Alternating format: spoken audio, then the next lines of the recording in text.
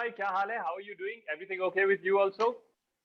Yeah, I'm good. I think everybody's stuck at home and trying to do the best they can from their end. And when Sony said that it's a opportunity to talk to Marcus as an ardent fan of Man United, and I was like, definitely looking forward to it. Now, a picture says 1,000 words. Obviously, everyone's noticed the jersey you're wearing over there. When did you get that jersey for yourself? I actually pretty much order a new jersey every season whenever the logos change, and I've get my number at the back as well. I mean, I don't want to stand up and show my number right now, but it's just been following the club for the last say 22 years since there was Ryan Giggs, and started from Eric Cantona, and then Van Nistelrooy came in, and then Ronaldo came in as an 18-year-old, and his pace and his skills, and I somehow relate Marcus to Ronaldo when I see that pace when he's running, with the ball and doing the nutmegs. I think someone definitely has the caliber to reach that level in the future. So yeah, absolutely. Absolutely, and he takes these United. fantastic free kicks as well, which remind us of the great Cristiano Ronaldo. And Marcus, you have some fond memories. We were talking about this particular jersey because you made your debut with this jersey, didn't you? Yeah, that was the shirt. I think it's 2016. Yeah, so it's definitely a special shirt, and one that I'll remember. All right. Now, we will talk about everything football and Manchester United. But before that, in these tough times, I want to mention this. Marcus, I'm going to start off with you. You have a campaign with Fair Share UK, and currently you managed to raise the financial requirements to feed 3 million meals a week to vulnerable children. It's absolutely staggering, this number. Can you tell us a little about how you got involved with this?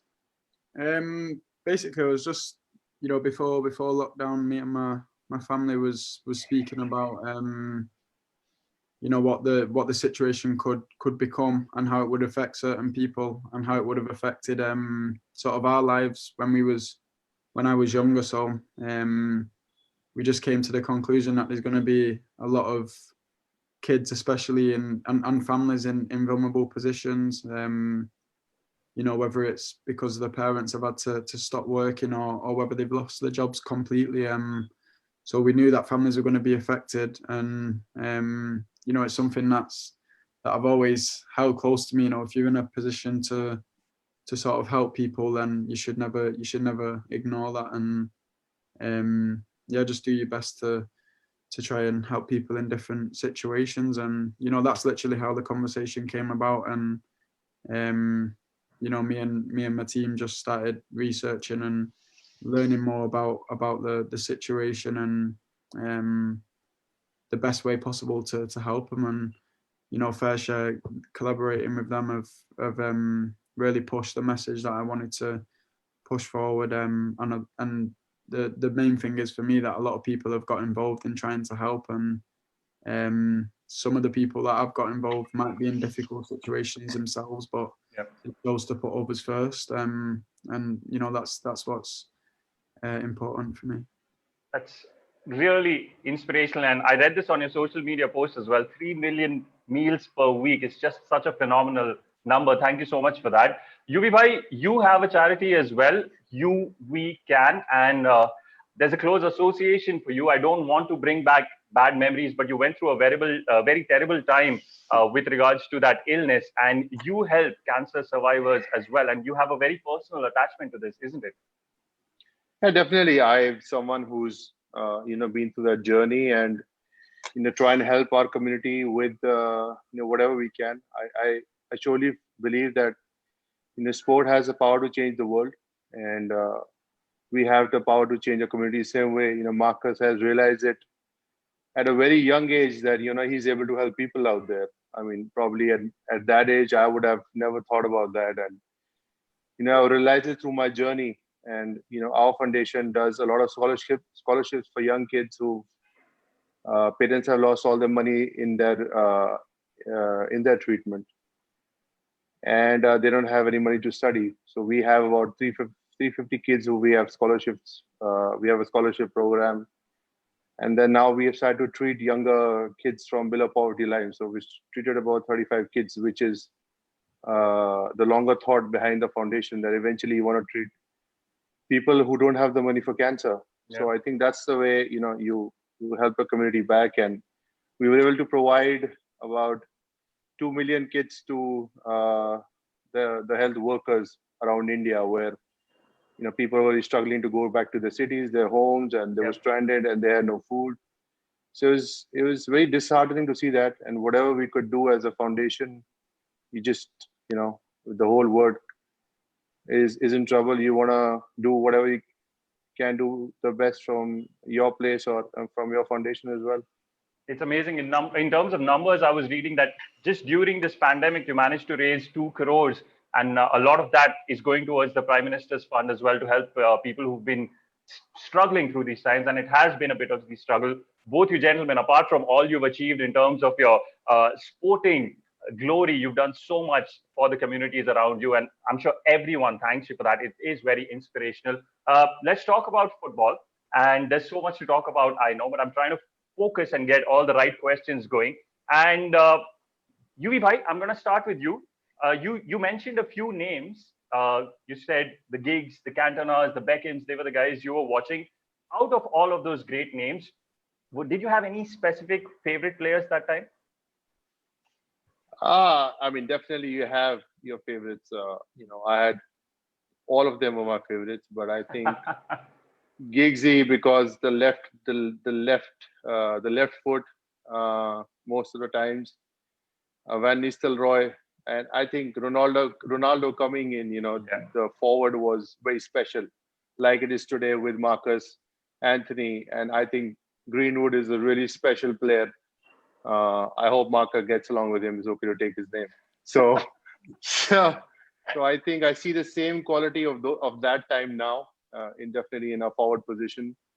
So yeah, just the love for the Reds has always been there. Okay, Marcus, I'm going to come to you. I'm going to ask you about the players you idolized when you were younger as well. I'm sure there's going to be so many out and out Manchester United. But these comparisons to Cristiano Ronaldo, I'm sure this question has been posted to you before. And Yuvi bhai has said it. He sees a little bit no of pressure, Cristiano... mate. No pressure. He's never under pressure. We can vouch for that. But Marcus, what are your thoughts about that? I'm sure you've heard those comparisons before. You know, you just feel grateful really to, you know, for the fact that people see you in that light, and, you know, they appreciate that you might not be there yet, but you have the potential to get there. And you know, with or without the comparisons, I think in young players' minds these days, it's just about being the best that you can be. And that's why I feel like the generation of football keeps moving forward, because, you know, the younger kids, they get smarter. So maybe growing up 20 years ago in the sport is different to growing up in the sport now. Because definitely for me, you go into the first team, and, you know, I was like a sponge. I was just soaking up information from all the more experienced and better players, and just using everything that I've learned from them and trying to put it all into one, and that will make you become your own player and have your own sort of identity and style. And you know, that was the main thing for me. But you know, just like Yori, I've had sort of players in the past that I used to watch and look up to, mainly forwards from a young age. And then as I got older, I started to appreciate, you know, players more like Scholes and, you know, Giggs when he dropped a bit deeper, and just the sort of the whole idea of football, you start to appreciate more. And as you get more mature, you know, it's not just about the people who are scoring the goals, and that's what I enjoy most about football. It's a team sport, you know, and it's definitely exciting to be involved in. It's brilliant, and we love the amalgamation of the names of players that we take and we see in you. So it's great. I'm a Manchester United fan as well, and it's great to watch you do those 360s, take those free kicks, smash it into the keeper or into the post as well. Now I'm going to talk about cricket for a bit, and it's not going to be the focus. And I know a lot of fans would be unhappy about that. But Marcus, cricket is big in England as well. And growing up, was there ever an inclination or a piece of advice to maybe think about cricket as well? Cricket was something that like in schools and stuff, they always have like a different variety of sports that you can do, and cricket was something that me and my friends always enjoyed to do. We probably weren't that good, but it's just a fun game to play, and it's the same with sort of rounders, tennis. We used to just play everything, basketball. But the thing that was different about football is that when you go home, that was the thing that you'd always play. So after school or after school club, you'd always just be playing football all day. But me and all of my friends enjoyed other sports, and cricket being up there as well. So it's always been an enjoyable sport for me. You do know that Yuvraj Singh can be a little mean to English people when it comes to cricket. He's Yuvi bhai, you want to touch up about that a little bit? Yeah, I mean, I guess you're talking about the 6 6s. I'm not sure if Marcus knows about it. I hit one of the English fast bowlers for 6 6s. Marcus was probably 8 years old then, and probably running around in school and playing different sports. But there was an incident where I was playing a game in Oval, and I bowled the last over. I don't know why the captain gave me to bowl the 50th over, and I got Dimitri Mascarenhas. Dimitri hit me for 5 6s in 6 balls. I'm glad he didn't hit me for 6 6s. And I probably couldn't sleep for the next 15 days. And then the calls and messages got from my friends were really disheartening. I never got so many calls when I scored 100. And when I remember I hit the 6 6, I didn't look at, Flintoff or Stuart Broad. I looked at Dimitri that, this is over now. This is going to bed. So I think it was very satisfying that I could do it against the same team. All right.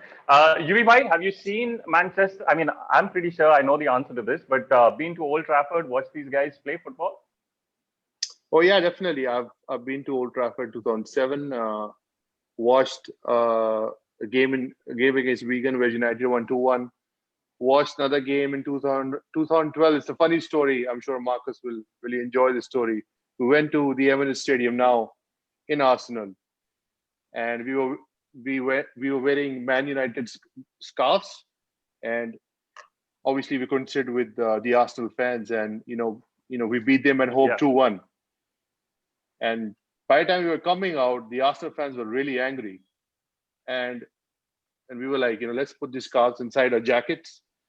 So my friend was really fat, so I took his scarf and put it inside my jacket as well. So I had 2 scarves inside my jacket.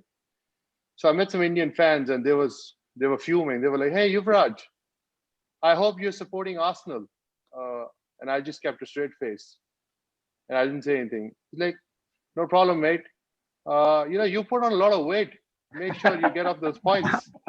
So I just didn't say anything. I was just still, and I just came back in the train and just came home safely. I didn't want to get into trouble. Yeah, it's been known to cause a little trouble between fans. Yeah. I know. I've tasted a little bit of it out there in England. I definitely didn't want to get bashed up over there and not play a cricket game. Right. I'm sure you could hold your own though, but let's not talk about that. Let's talk about the fact that football is returning. It's great for all of us, all as football fans who've been suffering a bit. Apart from the regular suffering, we want to watch football because it's been something that takes us away from the reality of our lives, makes us enjoy so much over the weekends mostly. And it is coming back. Remember, on Sony 10-2, you can watch the Serie A. It comes back on 20th June, just a few days left. And of course, one player who's returning to football as well, which would possibly not have been the case if the season went on during its regular course, is